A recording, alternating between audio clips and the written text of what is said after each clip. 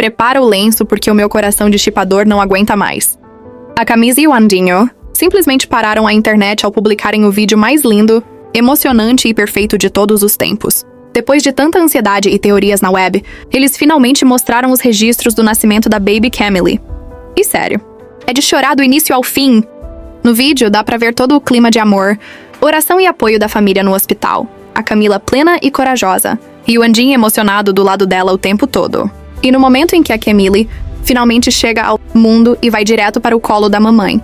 É impossível não se arrepiar. Sem contar a carinha do papai chorando, de emoção ao segurar a princesa pela primeira vez.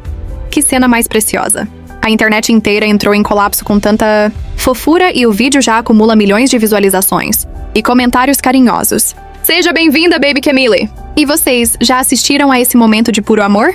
Corre para ver e me conta aqui nos comentários se você também chorou junto. Os filhos e os filhos, os teus filhos.